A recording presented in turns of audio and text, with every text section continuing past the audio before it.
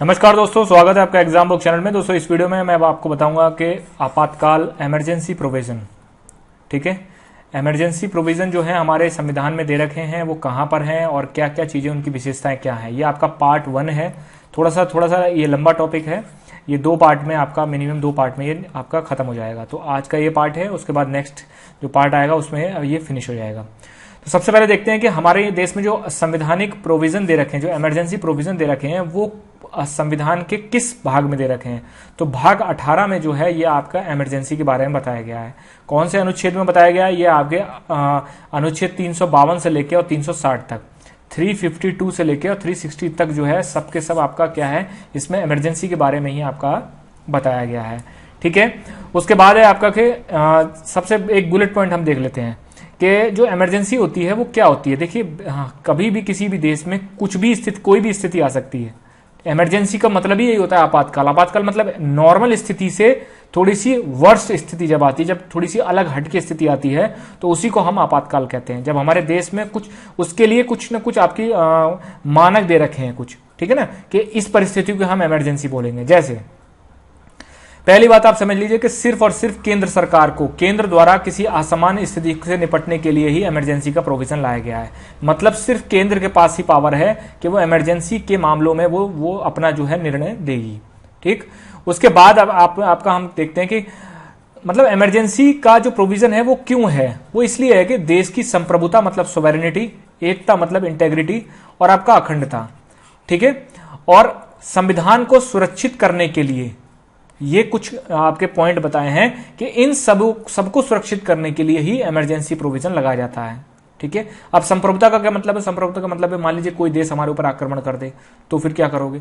Normal स्थिति नहीं है ना, वो आक्रमण करना कोई नॉर्मल स्थिति तो है नहीं, ये चीज है। उसके बाद एक बहुत ही अच्छा पॉइंट यह है कि आपातकाल, जब भी आपातकाल लगता है देश में, आपातकाल के समय संघीय स्वरूप जो होता है वो एकात्मक में बदल जाता है। मैंने आपको पहले ही बता रखा है कि भारतीय संविधान में संघात्मक लक्षण कौन से हैं और एकात्मक लक्षण कौन से हैं। आप जाके पहले प्रीवियस वीडियो देखो, वहां आपको समझ में आ जाएगा। ठीक है, संघीय स्वरूप का मतलब होता है जहां केंद्र और राज्य जो है वो मिलकर काम कर रहे होते हैं, और एकात्मक का मतलब होता है जहां पर केंद्र के पास पूरी पावर आ जाती है। तो आपातकाल के संबंध में केंद्र के पास पूरी पावर आ जाती है, तो ये एकात्मक स्वरूप हो जाता है।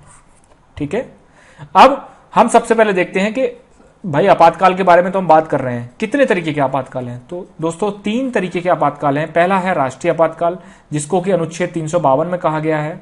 दूसरा है राष्ट्रपति शासन, जिसको अनुच्छेद 356 में बोला गया है।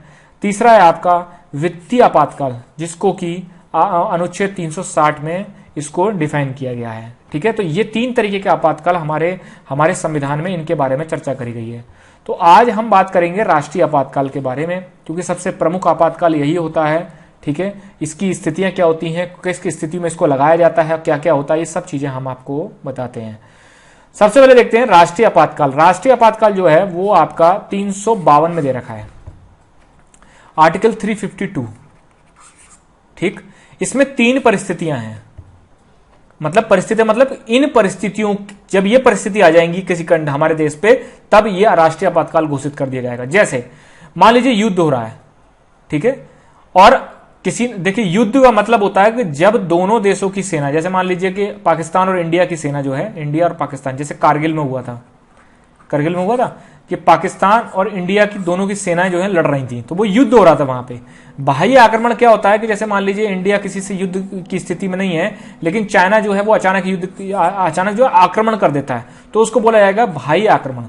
और सशस्त्र विद्रोह का मतलब होता है कि जैसे मान लीजिए कि हमारे कंट्री में ऐसी स्थिति बन गई कि हमारे देश के ही जो है बहुत मेजर लेवल पे लोगों ने दंगा शुरू कर दिया, और क्या नाम है, हथियार से जो है पुलिस को, इन सबको जो है एक तरीके से ऐसी स्थिति जिसमें कि सशस्त्र मतलब शस्त्र के साथ, बंदूकों के साथ, तोप के साथ, गोलों के साथ, इन सब के साथ जो है देश के अंदर ही सिस्टम से लड़ाई शुरू कर दी।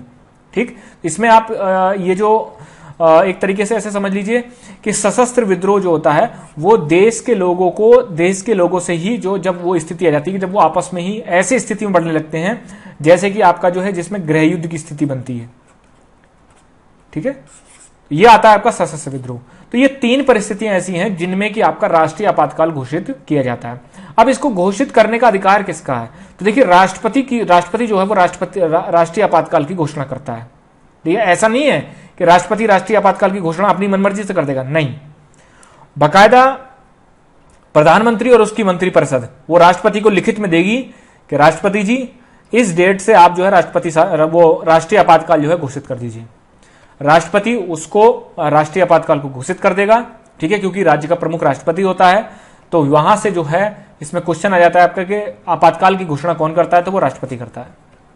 नेक्स्ट है आपका राष्ट्रीय आपातकाल जो होता है वो पूरे देश में भी लगाया जा सकता है और देश के किसी भाग में भी लगाया जा सकता है। जैसे मान लीजिए जम्मू एंड कश्मीर में लड़ाई छिड़ी पाकिस्तान के साथ, या फिर मान लीजिए लद्दाख का रीजन है, लद्दाख के रीजन में चाइना के साथ लड़ाई हुई, तो क्या होगा, ये भी हो सकता है कि पूरे के पूरे देश में इमरजेंसी प्रोविजन इमरजेंसी लागू कर दी जाए, और यह भी हो सकता है कि सिर्फ और सिर्फ जम्मू कश्मीर और लद्दाख वाले रीजन में ही इमरजेंसी लागू कर दी जाए, यह भी हो सकता है। ठीक है, उसके बाद देखिए सबसे पहले क्या था, ये सशस्त्र विद्रोह जो था ना, इससे पहले मतलब जब संविधान लागू हुआ था उस समय इसको हम आंतरिक गड़बड़ी कहते थे। इस शब्द को या ये जो शब्द था ये पहले से नहीं था, इस शब्द से पहले आंतरिक गड़बड़ी शब्द दिया गया था, लेकिन 44 में संविधान संशोधन 1978 से इस शब्द को बदल के सशस्त्र विद्रोह कर दिया गया।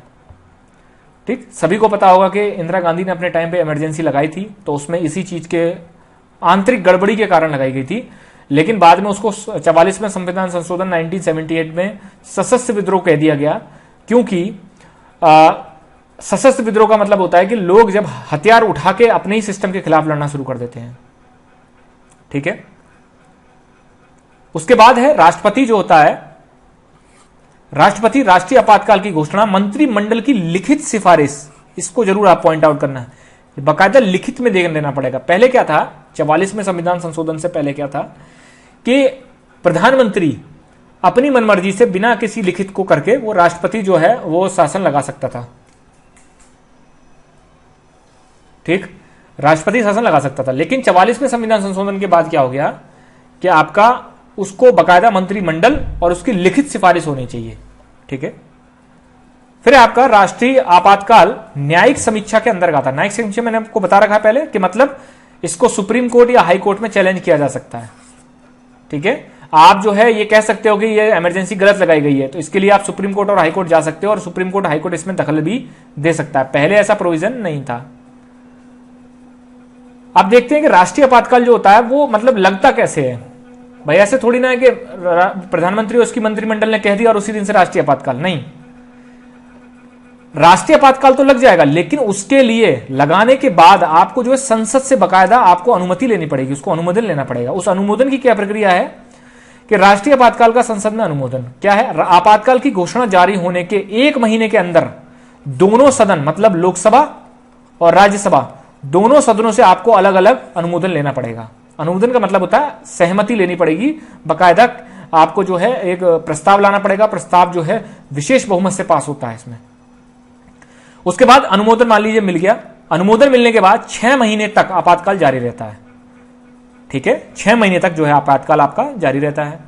उसके बाद मान लीजिए 6 महीने खत्म हो गए, फिर दोबारा आपको प्रस्ताव लाके दोनों सदनों में पास कराना पड़ेगा। 6-6 महीने करके फिर अनंत काल तक बढ़ाया जा सकता है इसको, मतलब पहले 6 महीने लगा, फिर 6 महीने लगा, फिर 6 महीने, ऐसे करके इनफाइनाइट टाइम तक इसको लगाया जा सकता है। नेक्स्ट आपका उद्घोषणा। उद्घोषणा मतलब पहली बार जब जारी होता है, और वह जारी रखने का मतलब जब 6 महीने हुए उसके आगे बढ़ाने का प्रस्ताव विशेष बहुमत से पारित होना चाहिए। ठीक है, इसको जो है विशेष बहुमत, बिल्कुल एकदम जैसे मैंने आपको बताया था विशेष बहुमत का क्या मतलब होता है, 2/3 प्रेजेंट एंड वोटिंग। ठीक है, और टोटल नंबर का 1/2। ठीक है, नेक्स्ट है आपका राष्ट्रपति आपातकाल की समाप्ति किसी भी समय कर सकता है, मतलब राष्ट्रपति जो है वो मान लीजिए किसी भी समय ये कह सकता है। राष्ट्रपति क्या कहेगा, जब भी प्रधानमंत्री उसकी मंत्रिमंडल कहेगी ठीक है आप आपातकाल को खत्म कर दीजिए, तो राष्ट्रपति एक जो है समाप्ति की घोषणा करेगा कि हाँ भाई आज से आपातकाल खत्म। ठीक है, नॉर्मल अब स्थितियां जो है वो लागू हो जाती हैं। ठीक है, दूसरी स्थिति क्या होती है कि मान लीजिए 6 महीने हो गए, 6 महीने के बाद फिर जब सरकार गई संसद में पास कराने, तो फिर लोकसभा में बकायदा जैसे मान लीजिए 6 महीने हो गए हैं और 6 महीने के बाद एक प्रस्ताव विपक्ष ले आया कि लोकसभा में, खासकर लोकसभा में, देखिए याद रखना जारी रखने का प्रस्ताव जो होता है वो लोकसभा में अगर निरस्त हो जाता है, ठीक है, तो वहीं से आपका आपातकाल खत्म हो जाता है।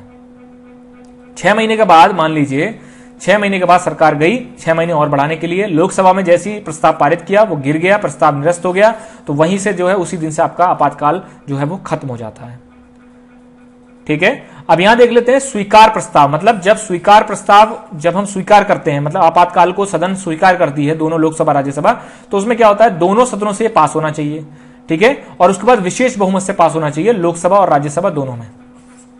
लेकिन अस्वीकार प्रस्ताव जो होता है, जैसे मान लीजिए विपक्ष ही ले आया, विपक्ष ले आया कि ठीक है भाई हम जो है अस्वीकार आपातकाल को आगे बढ़ाने की अनुमति नहीं देते हैं, तो उसमें क्या होगा, अस्वीकार प्रस्ताव जो होगा वो लोकसभा में पारित होगा। ठीक है, और साधारण बहुमत से ही पारित होगा वो।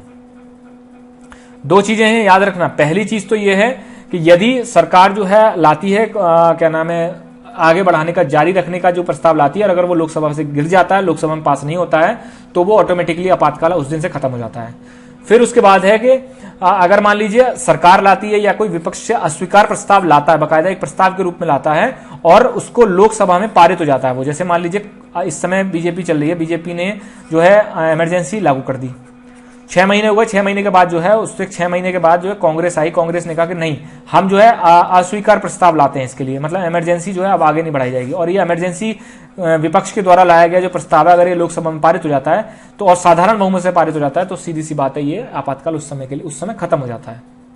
ठीक है, तो इतना जो है ये आपका राष्ट्रीय आपातकाल में है। ठीक, इसके आगे क्या है, इसके आगे मैं आपको बताऊंगा कि राष्ट्रीय आपातकाल के समय, आपातकाल के समय मूल अधिकारों का क्या होता है, कौन कौन सी चीजें ऐसी होती हैं जो हमें मिलती हैं, कौन कौन सी चीजें जो होती हैं हमसे छीन ली जाती हैं। ठीक है, उसके बाद मैं आपको बताऊंगा कि राष्ट्रपति शासन क्या होता है और आपका वित्तीय आपातकाल क्या होता है। ये 3 चीजें हैं, ये कल आपकी जो नेक्स्ट वीडियो में आपकी जो है बिल्कुल कंप्लीट हो जाएंगी। हाँ, एक चीज और मैं कहना चाहता हूँ, जो बच्चे बहुत ज्यादा घबराए हुए हैं कि सिलेबस कैसे होगा सर, तो एक ही वीडियो डालते ही है, वो मैं आपसे बता रहा हूँ 11 तारीख तक, 11 अक्टूबर तक आप रुक जाइए एक वीडियो तक, उसके बाद मैं बहुत तेजी से आगे बढ़ूंगा। ठीक है, और फिर जो है डेली बेसिस पे 2 से 3 वीडियोज आपकी आएंगी, क्योंकि दिसंबर में सिलेबस खत्म करना आपको ज्यादा चिंता नहीं है, मुझे ज्यादा चिंता है। ठीक है, इसलिए आप जो है बिल्कुल निश्चिंत रहिए, आपने मेरे ऊपर ट्रस्ट दिखाया है तो मैं उस ट्रस्ट को जो है कायम रखूंगा। बिल्कुल किसी भी तरीके का आप ये मत सोचिए कि आपका सिलेबस नहीं होगा या फिर जो है हमारा जो है टाइमली कुछ नहीं हो रहा है, आपको पीडीएफ भी टाइमली मिलेंगी।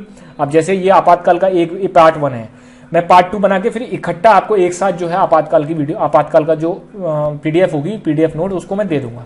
अब आप अलग अलग मांगेंगे तो वो पॉसिबल नहीं हो पाता, वो आप ही के लिए प्रॉब्लम करेगा। फिर आप ढूंढोगे, जब सारा सिलेबस कंप्लीट होगा ना, फिर आप ढूंढते फिरोगे, फिर मुझे मैसेज करोगे सर आप भेज दीजिए। तो इसलिए जब कोई एक टॉपिक को मैं टुकड़ों में कराता हूं, तो उस टुकड़ों में कराने का के बाद जब वो कंप्लीट हो जाता है, उसके बाद में प्रॉपर पूरी पीडीएफ आपको दे दिया करूंगा। थैंक यू दोस्तों।